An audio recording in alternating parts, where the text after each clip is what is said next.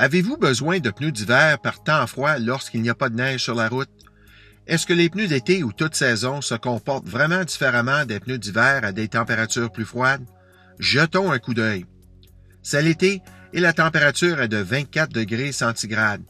Dans le cadre du haut, la voiture bleue a des pneus toute saison. Et dans le cadre du bas, la voiture blanche a des pneus d'hiver. Si l'on prend une vue rapprochée du contact du pneu avec la route, nous voyons qu'à cette température relativement chaude, le composé de la bande de roulement du pneu toute saison est souple et s'adapte à la chaussée.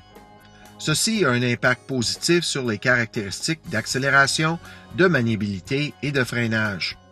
Les pneus d'hiver, eux, sont conçus pour des performances optimales par temps froid et sont si doux à cette température que les chapees de la bande de roulement sont déformées sous la charge de la voiture.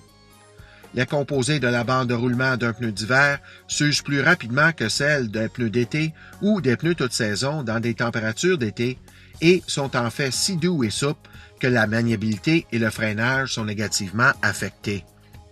Donc, que se passe-t-il lorsque la température baisse? Ici, la température est de 7 degrés centigrades. Dans le cadre du haut, la voiture est encore équipée de pneus toute saison et la voiture du bas avec des pneus d'hiver. Quand on regarde le contact du pneu avec la route, nous voyons que le pneu toute saison est encore conforme à la chaussée, mais moins que dans les températures plus chaudes. En regardant le contact du pneu d'hiver, nous constatons encore que le composé de la bande de roulement est souple à cette température plus froide, mais le composé n'est plus aussi souple où il affecte négativement l'usure, la maniabilité et le freinage. Maintenant, la température a chuté à 0 degrés centigrades. Le pneu toute saison est devenu non flexible ou rigide. En regardant le contact du pneu avec la route, nous voyons que le composé de la bande de roulement est si raide qu'elle n'est pas conforme à la chaussée. De toute évidence, la traction sera considérablement réduite due à ceci. En regardant le pneu d'hiver avec un composé de bande de roulement conçu pour cette température, il n'est pas surprenant que nous voyons un excellent contact entre le pneu et la route.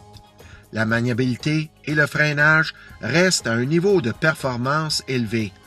Donc, les pneus d'hiver ne sont pas seulement pour la neige. La maniabilité et la performance de freinage à basse température est nettement améliorée avec des pneus d'hiver.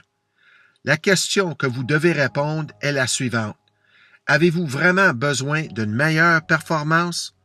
Bien, c'est à vous d'y répondre.